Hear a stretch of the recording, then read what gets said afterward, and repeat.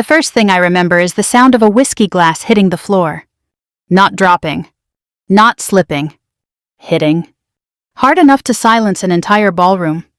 I looked up from my untouched glass of iced tea and saw the Navy SEAL staring directly at me from across my sister's engagement party. His face had gone ghost white. One hand trembled against the tablecloth while shards of crystal glittered around his polished shoes. Nobody understood what was happening except him. And me. "You?" he whispered. The room fell quiet.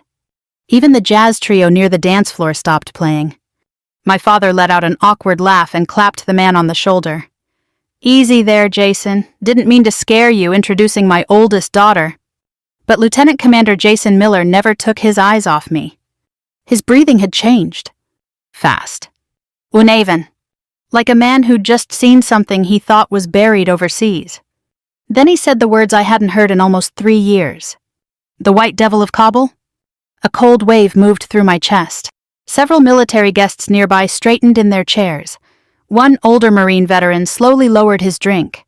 My younger sister Emily looked between us in confusion, her engagement ring sparkling under the ballroom lights. Dad laughed again, louder this time, trying to recover control of the room. "Oh, come on now," he said. "Rachel couldn't scare a Girl Scout troop." Nobody laughed with him, because Jason Miller was still staring at me like he'd seen a ghost rise from the dead. And in a way, maybe he had. I should have left right then. Truth is, I almost did. I had spent 20 years learning how to disappear quietly. But family has a way of dragging you back into rooms you should have walked away from long ago. The engagement party was being held at the Norfolk Yacht Club overlooking the Chesapeake Bay. Emily had chosen the place because Jason came from a Navy family, and my father had spent the last 6 months acting like the marriage personally elevated our bloodline into American royalty. Everything smelled like polished wood seafood, expensive perfume, and old money trying too hard to look effortless. I stood near the back wall wishing I'd never come. My navy blue dress suddenly felt too plain compared to the sparkling gowns and tailored suits around me. At 42 years old, I'd learned how invisible a woman could become once people decided her life was disappointing. And my father had decided that years ago. "She's still bouncing around jobs," I'd overheard him asking one of his golf buddies before dinner. "Far as I know," the man replied quietly. Dad shook his head. "Smart girl, just never had discipline." That word again. Discipline. Frank Carter believed discipline solved everything from finances to heartbreak. He'd built a successful construction company after years of grinding work, and he respected visible achievement above all else. Military medals. Promotions. Corner offices. Big houses. Public recognition. My younger sister Emily fit neatly into that world. She sold luxury real estate, volunteered at church, smiled easily, and knew exactly how to make our father proud.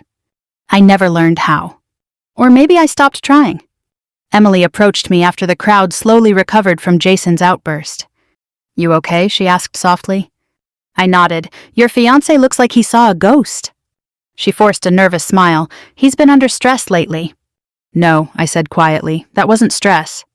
Across the ballroom, Jason still watched me carefully while pretending to engage in conversation with several SEAL teammates. He knew. Not everything, but enough. Emily lowered her voice.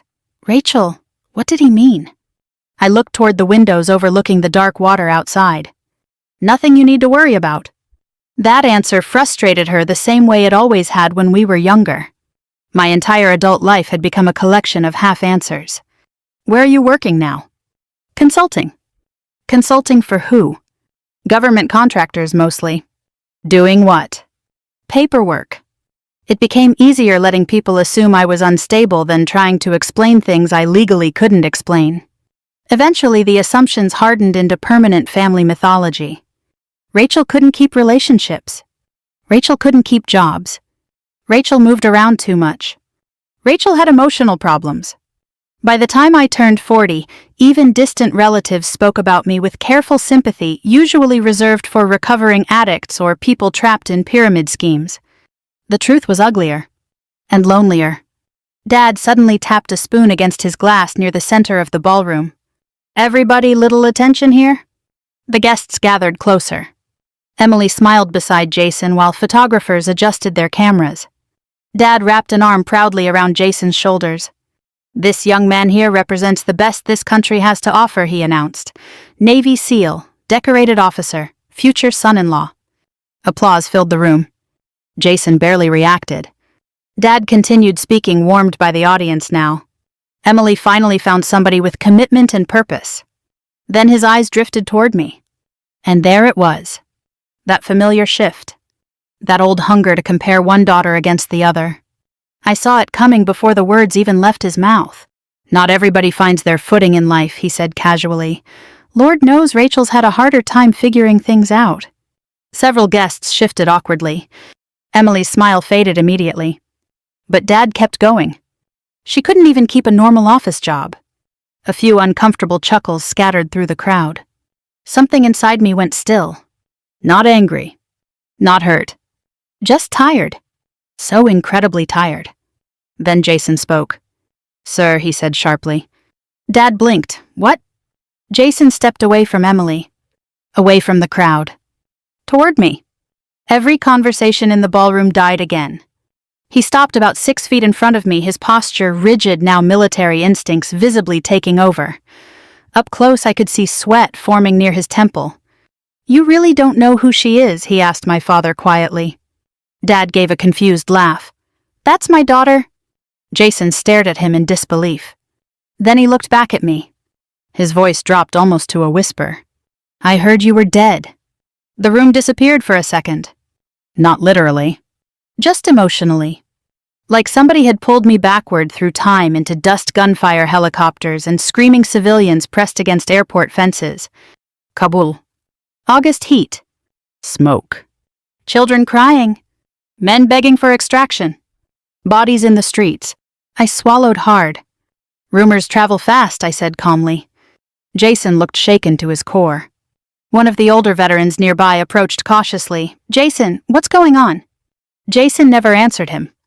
Instead, he asked me the question I had feared for years. "Why didn't they tell people what you did over there?" I almost laughed at that. Because the answer was simple. Nobody asked. Dad folded his arms defensively now. "All right, somebody better explain what the hell this is." I finally looked directly at him. For the first time all evening. And maybe for the first time in my life, I stopped trying to protect his version of me. "You spent 20 years deciding who I was," I said quietly. "Why start listening now?" His face tightened. The room stayed painfully silent.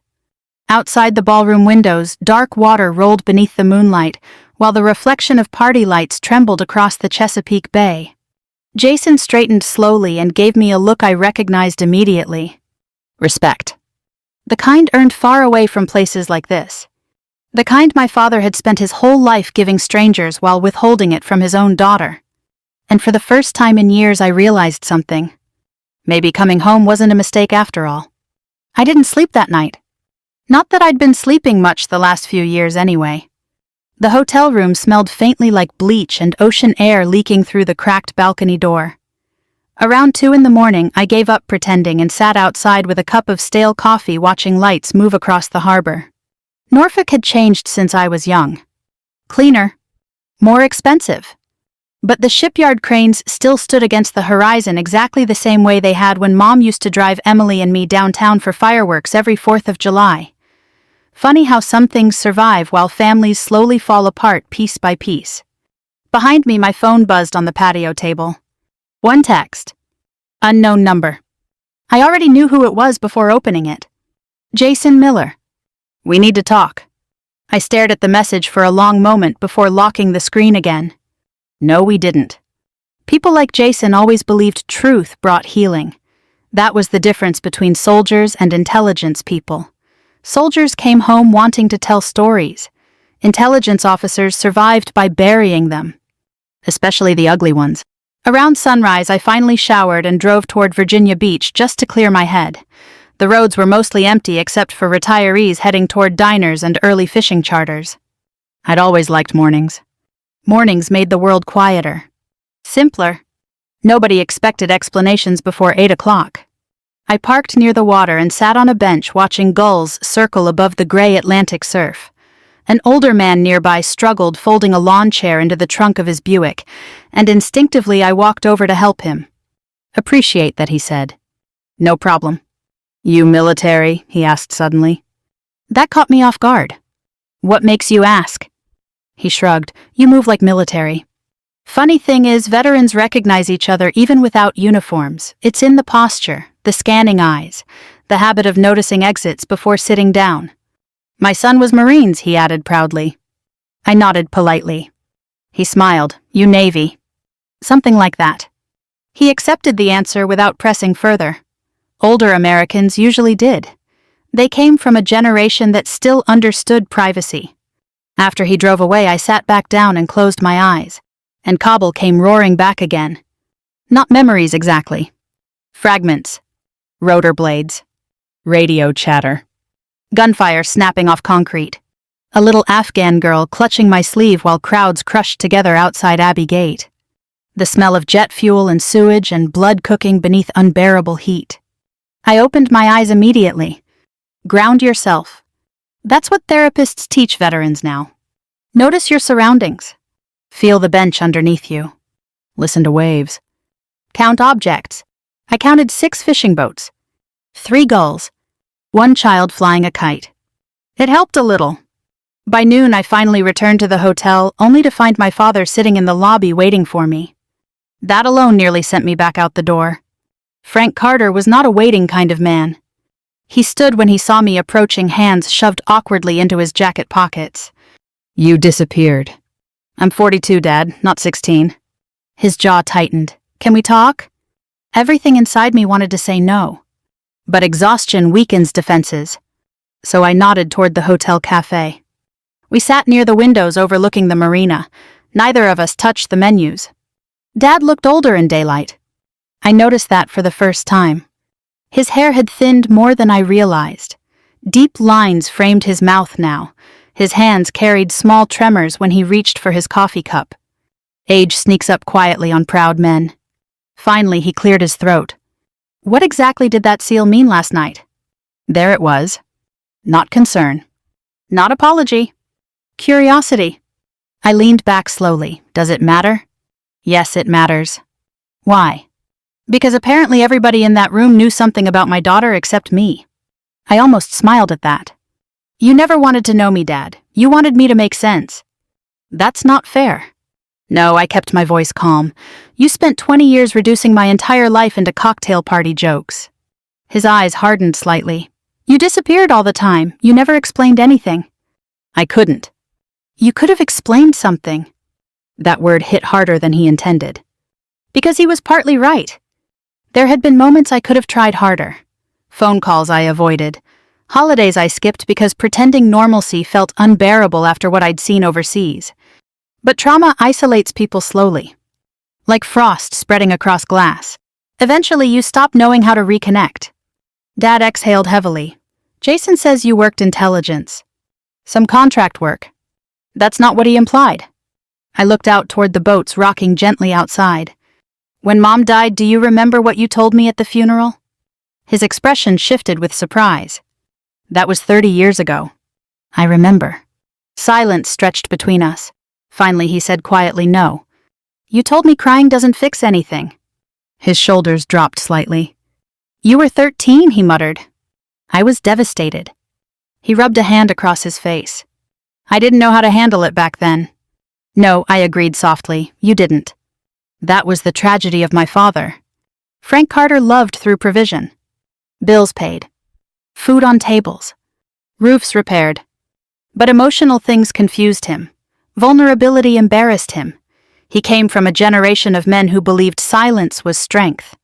Unfortunately, silence becomes poison after enough years. He stared into his coffee for a long time before speaking again. "Were you really in Afghanistan?" I nodded once. "Doing what?" I considered lying. Old habits die hard. But something about his tired face stopped me. "Extraction operations mostly." He frowned. "Extraction. Getting people out. Like soldiers." "Sometimes." I didn't elaborate further. I didn't mention children. Or translators abandoned by collapsing promises. Or civilians trampled against gates while politicians held press conferences thousands of miles away. Dad looked unsettled now. You killed people. The question hung between us quietly. I answered honestly, yes. His eyes dropped immediately. For the first time in my life, I think my father understood there were parts of me he couldn't organize into simple categories anymore. Not failure. Not success. Just damage. The waitress approached carefully to refill coffee, clearly sensing tension. Dad thanked her, automatically, old Southern manners kicking in even during emotional collapse. After she left, he spoke again. Jason told me some people over there called you, he hesitated uncomfortably, the White Devil. I almost laughed at how ridiculous it sounded in a hotel cafe beside retirees eating blueberry pancakes. It started as an insult, I explained quietly. Eventually, it became something else. You saved SEAL teams. Sometimes they saved me too. Dad studied my face like he was searching for the daughter he remembered beneath layers of time and secrecy. I thought you were unstable, he admitted finally. That one hurt more than the others. Because it was true. He had believed it. And deep down, part of me had started believing it too. Years of classified work changes people. You become skilled at lying, compartmentalizing, disappearing emotionally. Civilian life starts feeling artificial afterward. I was unstable, I said quietly, just not for the reasons you thought. His eyes watered suddenly, though he blinked the emotion away almost immediately. Men his age still fought tears like enemies. I don't understand why you never came to me. I looked at him for a very long time. Then I answered with the truth that had followed me across 2 decades and 3 wars. Because every time I came home, you made me feel smaller. That finally silenced him. Not angry silence. Broken silence. Outside the cafe windows, sailboats drifted slowly through the harbor while gulls cried overhead. For the first time in years, my father looked like a man confronting the possibility that he had spent half his life misunderstanding his own daughter. And somehow that hurt worse than Afghanistan ever did. Kabul smelled like diesel fuel, sweat, and panic. That's the first thing people should know. Not heroism. Not patriotism. Panic. The kind that hangs in the air so thick you can taste it every time you breathe. Even now, years later, certain smells drag me backward before I can stop them. Burned rubber, aviation fuel, dust after summer rain. My mind doesn't recognize Virginia or North Carolina or grocery store parking lots anymore when those scents hit me. It recognizes Kabul. The hotel air conditioner rattled softly while I sat awake that evening, staring at old scars on my forearm. Some had faded, nearly invisible, others never would. I heard my phone vibrate again across the nightstand. Jason. 3 missed calls now. Finally I answered. What? A long silence met me first. Then his tired voice. I owe you an apology. I rubbed my eyes. For what? For last night, I shouldn't have said your call sign publicly. It's not classified anymore. That's not the point. No, it wasn't. The point was that some names bury easier when nobody speaks them aloud. Jason exhaled heavily into the phone. Can I ask you something honestly? You're going to anyway. Another pause. Did you really go back for Walker? That name tightened something in my chest instantly. Tyler Walker. 24 years old. Texas kid. Always chewing nicotine gum because he was trying to quit Copenhagen. Jason had mentioned him briefly at the engagement party. The teammate who came home from Afghanistan alive only to take his own life 2 years later. Yes, I answered quietly. I went back for him. Jason's voice lowered. Command said nobody could get through that district alive. They were mostly right. I closed my eyes and suddenly I was there again. August 2021. Kabul collapsing by the hour. Embassy evacuations failing. Crowds flooding airport gates while gunfire echoed through entire neighborhoods after dark. People back home watched sanitized news clips from comfortable living rooms. 30-second broadcasts. Political arguments. Experts discussing strategy. They never smelled the fear. They never heard mothers screaming when children disappeared in crowds. They never watched desperate people cling to departing aircraft. Jason spoke carefully. Walker told me somebody pulled him out after his convoy got trapped. He wasn't supposed to survive. Neither was I. That operation had started as intelligence retrieval, quick in and out movement across a district already slipping beyond government control. Then communications collapsed. Vehicles disabled. Sniper fire everywhere. Walker's unit became stranded inside a half-destroyed municipal building with 2 wounded operators and almost no ammunition left. Command considered them unrecoverable by midnight. Disposable. That word never appeared officially, of course. But anybody who served long enough understood the translation. Too risky. Too exposed. Accept losses. Move on. Jason's voice pulled me back. He said you drove straight into Taliban-controlled streets. Partially controlled. Rachel? I had local assets helping. That was true too. Afghan interpreters. Informants. Drivers. People history already forgot despite everything they sacrificed for us. The line stayed quiet a moment. Then Jason asked softly, "Why'd you do it?" I almost answered automatically. Because it was the mission. But that wasn't the truth. The truth was simpler. Because leaving people behind destroys something inside you eventually. I'd already left too many. You learn pretty fast over there, I said quietly, that everybody claims loyalty until things get expensive. Jason didn't respond immediately. Older veterans understand silences better than questions. Finally, he said Walker worshipped you. I laughed bitterly at that. He barely knew me. He said you walked through gunfire like you were already dead. That one landed harder than he realized. Because during those final months overseas, maybe I was, not physically, emotionally. I'd spent almost 20 years moving through war zones, extraction sites, covert operations, embassy corridors, and collapsing governments. Somewhere along the line, survival stopped feeling connected to living. Jason spoke again. He told me you carried a little girl through the airport crowd after the bombing. The room suddenly felt colder. Jason, it's true. I swallowed carefully. She lost her parents in the crush outside Abbey Gate. And you carried her yourself. She weighed maybe 40 pounds. What happened to her? I stared toward the dark hotel window. I don't know. That was the part civilians never understood. War rarely gives closure. No ending music. No final scene where everybody reunites safely beneath American flags. Sometimes you save somebody for 10 minutes. Sometimes 10 days. Sometimes forever. And sometimes you never know. Jason lowered his voice further. Walker said Afghan families called you the White Devil because you kept appearing where fighting was worst. Local rumor nonsense. He said even Taliban fighters were asking who you were. I almost smiled despite myself. Fear spreads fast in collapsing cities. Stories spread faster. A woman moving through combat districts with extraction teams became mythology eventually, especially once enough civilians survived because of those missions. Truth didn't matter anymore. Only stories.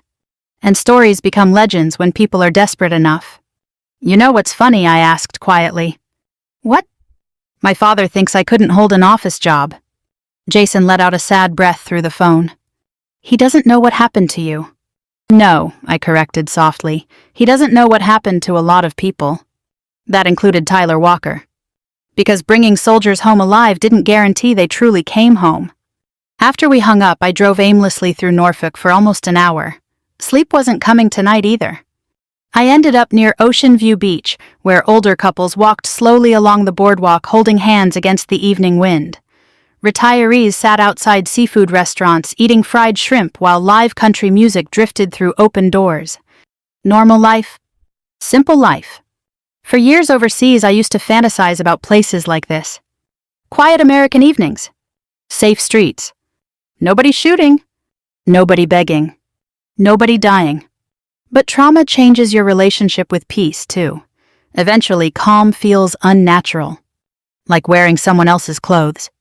I bought coffee from a little beachfront diner and sat alone watching waves crash beneath the pier lights.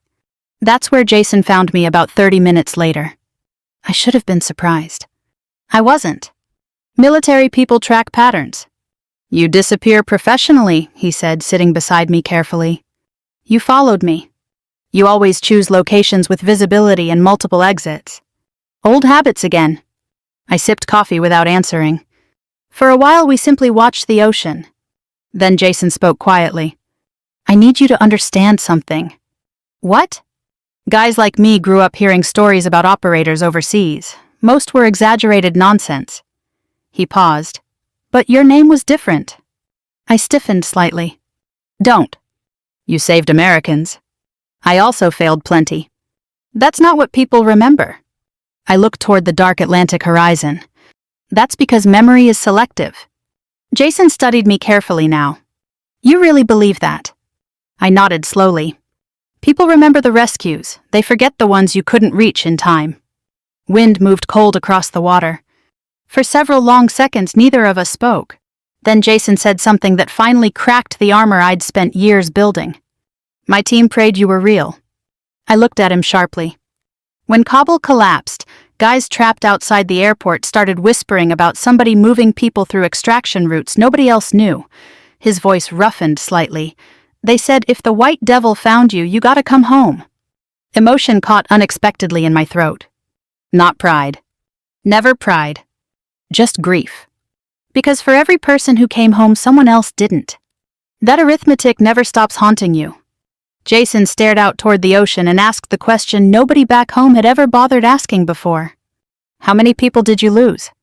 I finally answered honestly. Enough to keep me awake for the rest of my life. The waves rolled steadily beneath the pier while somewhere behind us an old jukebox played Patsy Cline into the Virginia night. And for the first time since returning home, somebody finally understood that the real wound wasn't what I survived overseas. It was what I carried back with me. The rehearsal dinner should have been beautiful. That's what I remember most about it. Not the tension. Not the humiliation. The beauty. The Chesapeake Bay shimmered gold beneath the setting sun, while sailboats drifted lazily across the water behind the restaurant terrace. String lights glowed overhead. Somebody played soft Sinatra through hidden speakers. Elderly couples danced slowly near the patio railings, while waiters carried trays of crab cakes and champagne. It looked like the kind of evening people remember fondly for the rest of their lives. Instead, it became the night my family finally shattered open. Emily had rented out a waterfront restaurant in Annapolis for the wedding weekend. Jason's parents flew in from Florida that afternoon, and most of the guests were already gathered by the time I arrived. I almost turned around in the parking lot. Something in my chest had felt wrong all day, like pressure building beneath old concrete. But Emily had texted twice asking me to come. Please. Just tonight. For me. So I walked inside wearing a simple black dress and the silver necklace my mother gave me before she died. I hadn't worn it in years. The second I entered the room, conversations shifted slightly. Not obvious enough to call rude. Just noticeable. People were looking at me differently now. Jason had clearly said something after the engagement party. A few older veterans nodded respectfully as I passed. One retired Navy commander even stood briefly from his chair. That alone irritated my father immediately. I could see it on his face from across the room. Frank Carter hated losing control of social dynamics, especially inside rooms full of wealthy people. Rachel, Emily said warmly, hurrying over to hug me. You came. You asked? She held my hands for a moment and studied my face carefully. You okay? No, I answered honestly. To my surprise, she smiled sadly. Me neither. That caught me off guard. Before I could respond, Dad approached, holding a bourbon glass. Evening, he said stiffly. Dad. We stood there awkwardly while waiters moved around us carrying trays of shrimp cocktail. 3 people related by blood. Strangers in every other way. Dad cleared his throat. You staying through the ceremony tomorrow? That's the plan. Well, he nodded once. Good. Emily glanced nervously between us like a child waiting for another argument to start. Poor Emily. She'd spent most of her life trying to keep peace between impossible people. Jason appeared beside us a moment later wearing a navy suit instead of dress uniform tonight. The second he saw me, his posture subtly changed again. Respect. Still there. Still uncomfortable for my father to witness. Rachel, Jason said quietly. Lieutenant Commander. He almost smiled at that. You know you don't have to call me that. Habit. Dad drained half his bourbon in one swallow. I could practically hear his irritation growing. Dinner started shortly afterward. Long white tables overlooked the bay while candlelight flickered across polished silverware and crystal glasses. I sat near the far end hoping invisibility might finally work in my favor. It didn't. About halfway through dinner, one of Jason's former teammates approached our table carrying 2 drinks. He looked around 55, broad-shouldered, gray-haired, with the unmistakable posture of a lifelong operator. "Mind if I sit?" he asked me. I nodded cautiously. He lowered himself slowly into the chair beside mine. "My name's Mark Delaney," he said quietly. "Retired SEAL." I figured. A faint smile crossed his face. Jason watched nervously from farther down the table. Mark leaned closer. "You probably don't remember me." That made my stomach tighten immediately, because I usually remembered everybody, especially from Afghanistan. Then I saw it. A scar along his jawline. Burn damage near his left ear. Memory clicked suddenly into place. "Helmand Province," I said softly. His eyes widened slightly. "Jesus Christ. You were attached to the embassy convoy outside Lashkar Gah. You do remember." I stared at him carefully now. "You lost 2 fingers." He lifted his hand slowly. 2 prosthetic fingertips. IED blast, he said. I remembered more now. Smoke. Vehicles overturned. Night extraction under gunfire. Mark studied me with quiet disbelief. "You pulled 3 of us out that night." My father stopped eating. Several nearby conversations faded. I could feel people listening now. I set down my fork carefully. That was a long time ago. "Not for us." Dad shifted uncomfortably. "Jason mentioned you 2 knew each other." Mark looked at him strangely. "Knew each other," he almost laughed. "Sir, your daughter saved my life." There it was. Out loud. Public. Irreversible. The table went completely silent. Emily looked stunned. Dad forced a tight smile. "Well, Rachel never mentioned any of that." I answered before Mark could. "You never asked." The words landed hard enough to visibly age him another year. But instead of backing down, Dad did what proud men sometimes do when cornered. He got defensive. "Well, maybe because every time anybody asked what you did, we got vague answers and disappearances." Dad, Emily warned quietly. "No," he continued, "everybody's acting like I committed some crime here. She kept this entire part of her life secret." I felt heat rising slowly inside my chest. Not explosive anger? Worse. Decades of compressed hurt finally beginning to crack. "You want honesty?" I asked quietly. Dad spread his hands. That'd be nice for once. The entire terrace had gone still now except for distant water against docks below. I looked directly at him. "You told people I couldn't hold a job." His jaw tightened. "Rachel." "You told relatives I was unstable." "I was worried about you." "No," I said firmly. "You were embarrassed by me." Emily lowered her eyes immediately because she knew it was true. Dad looked around the table, suddenly aware people were watching him now instead of admiring him. "That's not fair." I laughed once. A tired laugh. "You know what's unfair? Coming home after watching people die and hearing your own father joke about your life at dinner parties." His face drained slightly. Nobody moved. Nobody interrupted. 20 years of silence had finally found air. "You want to know why I disappeared all the time?" My voice shook despite myself now. "Because every time I came home, I felt completely alone in my own family." Emily started crying quietly beside Jason. Dad stared at me speechless. I kept going because once truth starts coming out, it rarely stops politely. "You worship military heroes, Dad. You hang flags in your office. You cry during 4th of July parades." My throat tightened painfully. "But your own daughter came home broken, and all you saw was somebody who didn't fit neatly into your version of success." "Rachel," his voice cracked slightly now. "You never once asked why I woke up screaming." Silence. Pure silence. Even the waitstaff had frozen.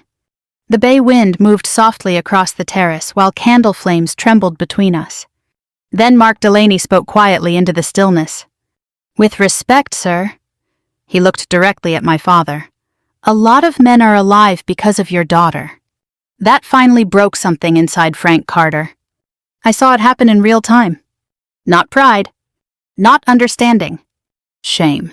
Real shame. The kind no successful career or expensive suit can protect you from. Dad slowly sat back in his chair, looking smaller than I'd ever seen him. And for the first time in my life, I realized revenge doesn't always feel triumphant. Sometimes it just feels unbearably sad. The morning of the wedding arrived gray and windy. Rain clouds rolled across the Chesapeake like bruises spreading slowly through the sky. By 7 o'clock, hotel staff were already rushing around moving floral arrangements indoors, while nervous bridesmaids carried garment bags through hallways smelling of coffee and hairspray. I sat alone on the small balcony outside my room, watching gulls fight the wind over the harbor. My father's face from the rehearsal dinner kept replaying in my head. Not angry. Destroyed. For years I'd imagined confronting him would feel satisfying, clean, victorious, like those movie scenes where the wounded daughter finally delivers a speech powerful enough to balance decades of pain. Real life didn't work that way. Because underneath all my anger, Frank Carter was still the man who taught me to ride a bicycle in an empty church parking lot after Mom died. Still the man who sat awake beside my bed during childhood fevers. Still the man who worked 70-hour weeks building a business from nothing after losing his wife too young. People aren't one thing. That's what age teaches you eventually. Even the people who hurt us. A knock came at my hotel door around 8. I already knew it was him. Dad stood outside holding 2 paper coffee cups from the lobby cafe. For a second, neither of us spoke. Then he awkwardly lifted one cup slightly. "Thought you might want coffee." I stepped aside silently. He entered like a man walking into church after years away. Carefully, unsure what rules still applied. We sat near the balcony while rain tapped softly against the windows. Dad looked exhausted. I doubted he'd slept either. For several long minutes, we simply drank coffee in silence. Finally, he spoke. "I went through your old boxes last night." That surprised me. "What boxes?" "The ones in storage after you moved out." A strange feeling moved through me immediately. Those boxes held pieces of a person I barely remembered anymore. Photos. Old letters. High school track medals. A faded softball glove. Fragments from before war rearranged my entire life. Dad rubbed tired eyes before continuing. "You kept every postcard your mother ever sent you." I swallowed hard. Mom traveled constantly selling medical equipment when we were kids. She mailed postcards from every city she visited. Chicago. Dallas. Phoenix. Tiny reminders that somebody out there was thinking about us. "She wrote little notes on all of them," he said quietly. "I know. I never realized how much you saved." "Neither did I. Trauma makes people store strange things. We cling to proof we were once ordinary." Dad stared down into his coffee cup. "I found letters too." My chest tightened slightly. "What letters?" "Ones you wrote me from overseas." I froze. "I never mailed those." "No," he said softly, "you didn't." Of course I hadn't. I used to write letters late at night after missions because therapists encouraged emotional processing. Most never made it farther than duffel bags and storage boxes. Dad looked up at me slowly. "You wrote about nightmares." I said nothing. "You wrote about feeling guilty all the time." Still nothing. Rain continued tapping softly against the windows while somewhere downstairs, wedding guests laughed in distant hallways. Finally, Dad spoke again. "One letter said you were afraid you were forgetting how to feel normal around people." That one nearly broke me. Because I remembered writing it after Kabul. 3 a.m. Generator noise outside. Hands shaking from exhaustion while evacuees screamed beyond airport fencing. I looked away toward the harbor quickly. "You weren't supposed to read those." "I know." Silence stretched. Then Dad said something I never expected to hear in my lifetime. "I failed you." Simple words. Quiet words. But they hit harder than any shouting match ever could. I closed my eyes briefly. No parent gets everything right. That's not enough anymore. He leaned forward slowly, elbows resting on his knees. "When your mother died, I thought my job was keeping everybody moving forward." His voice roughened slightly. "Work harder, stay busy, don't fall apart." That sounded exactly like him. Frank Carter survived grief through motion. Construction projects. Long hours. Endless activity. Anything except sitting still with pain.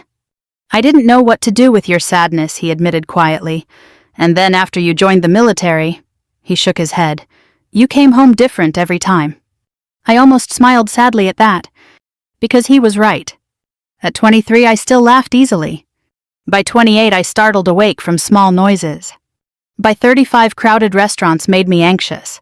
By 40, entire pieces of me had gone emotionally numb. War doesn't always destroy people dramatically. Sometimes it erodes them gradually. Dad's voice trembled slightly now. So instead of asking what happened to you, he looked down. I judged you for changing. Neither of us spoke for a while after that. The storm outside thickened, rain sliding harder across the glass now. Finally, I asked quietly, "Why did you always compare me to Emily?" His face tightened immediately. Because he knew. She was easier to understand, he admitted. That honesty hurt more than denial would have. Dad rubbed both hands together nervously. Emily needed guidance. You... He hesitated. You always seemed tougher. I laughed softly. There's the irony. What? I wasn't tougher, Dad. My throat tightened painfully. I was just quieter. His eyes filled instantly.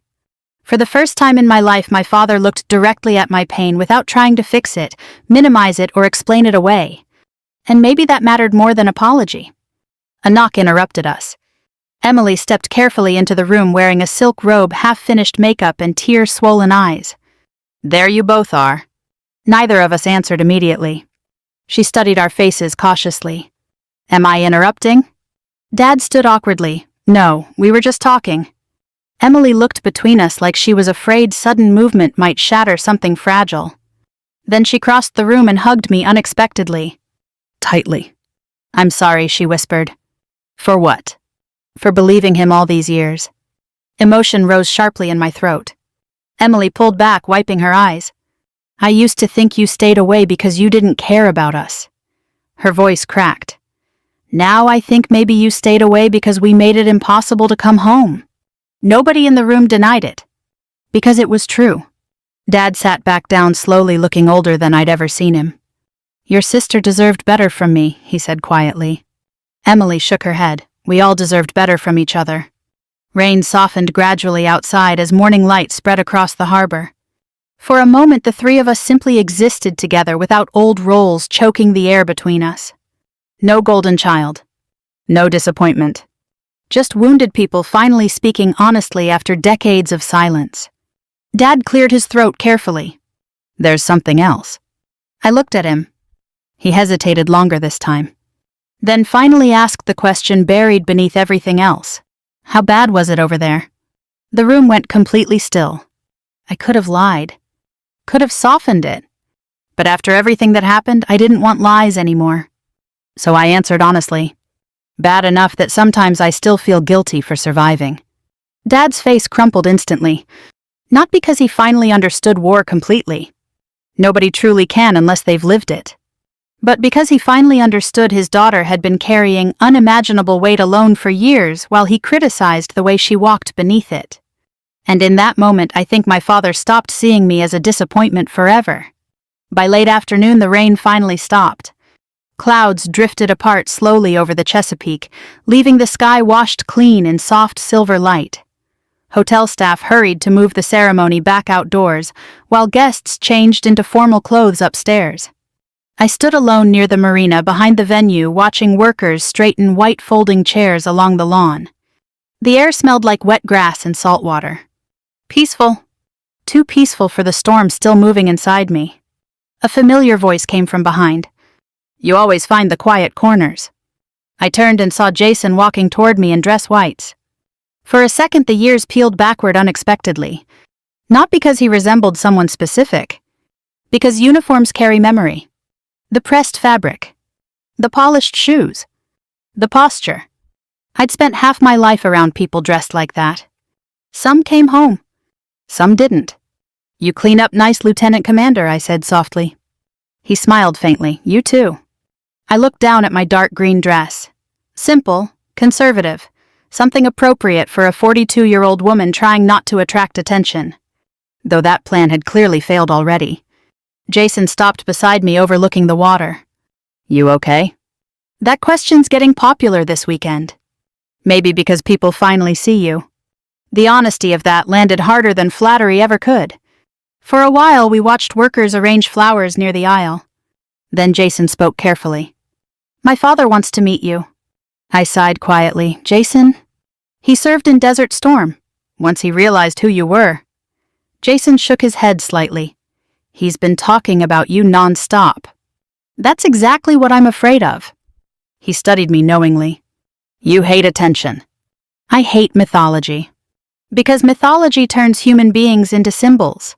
Symbols don't get to admit fear, guilt, exhaustion, or regret. Real people do." Jason leaned against the railing beside me. "You know what Walker said about you once?" I closed my eyes briefly. "Please stop bringing him up." "He said you never acted like a hero." "That's because heroes are usually dead." Jason looked out over the water. "That's a hell of a sentence. It's a hell of a profession." Neither of us spoke after that. Some conversations don't need filling. Finally, Emily appeared at the terrace doors holding up her wedding bouquet dramatically. "There you two are," she called. "If either of you disappear before photos, I'm filing official complaints." Jason grinned immediately. I hadn't realized how much lighter he looked around her until that moment. Love does that sometimes. It softens soldiers. The ceremony began just before sunset. Wind moved gently through the waterfront lawn while guests settled into white chairs facing the bay. Soft piano music drifted across the grass. Elderly relatives adjusted jackets and whispered warmly among themselves. I took a seat alone near the back row. By choice. Some habits never disappear entirely. You spend enough years near danger, you stop sitting where you can't see exits. The ceremony itself was beautiful in the quiet, traditional way older Americans still appreciate. No theatrics. No choreographed nonsense for social media.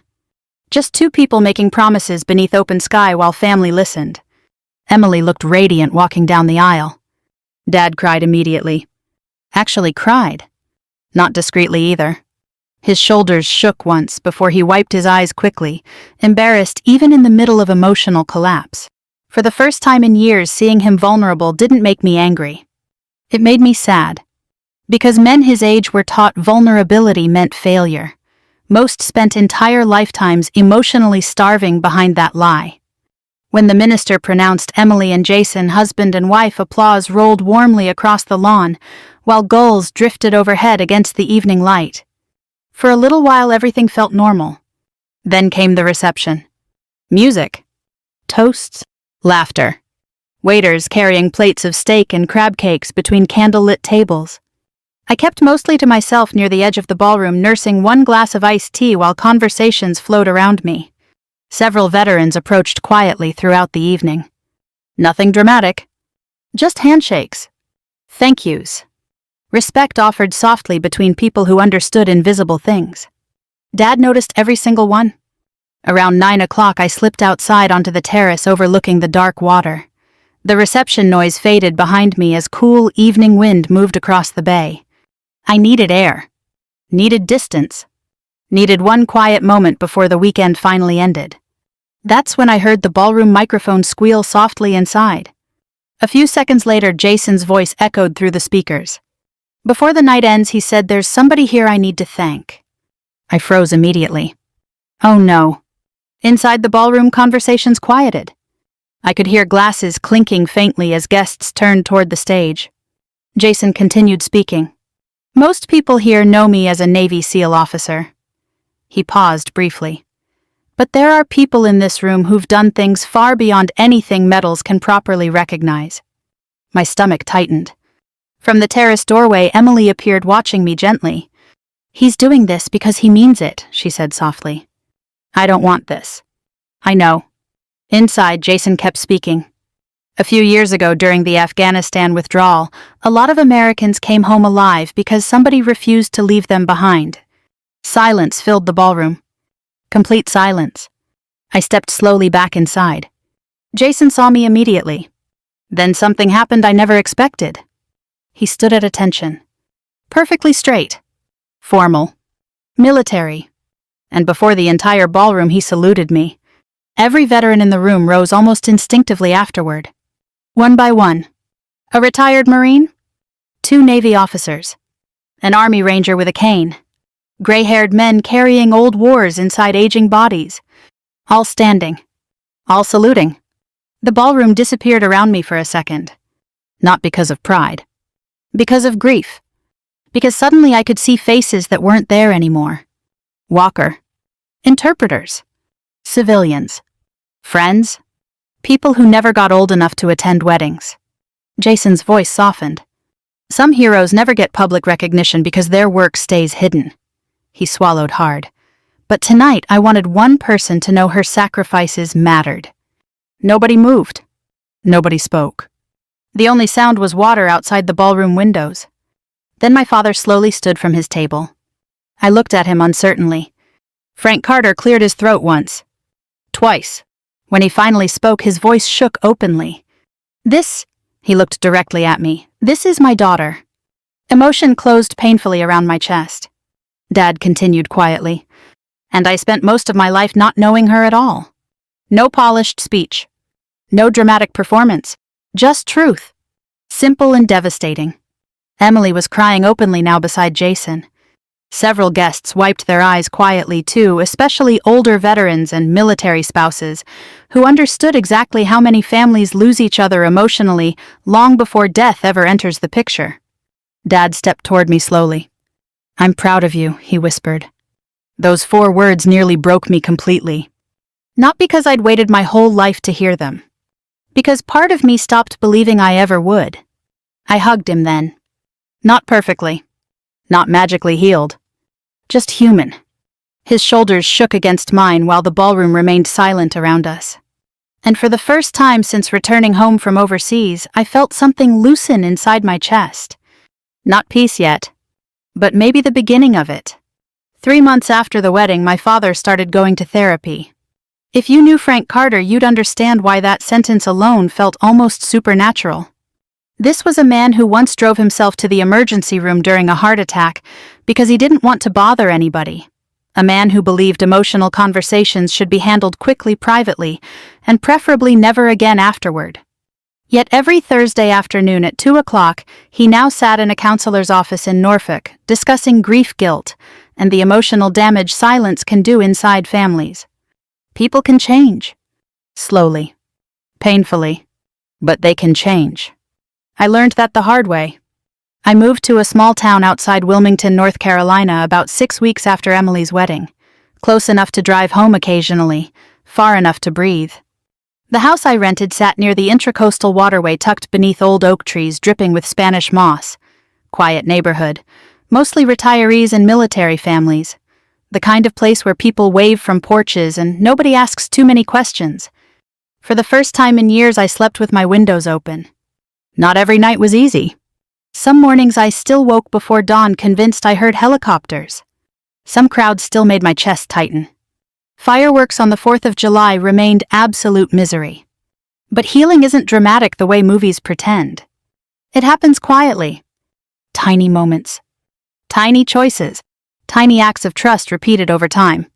One Tuesday morning, I found myself standing outside the Cape Fear Veterans Assistance Center, staring at the front doors for almost 10 full minutes before finally walking inside. I had spent years avoiding places like that. Support groups. Counseling centers. Veteran outreach programs. Part of me believed my trauma didn't count because so much of my work stayed unofficial and classified.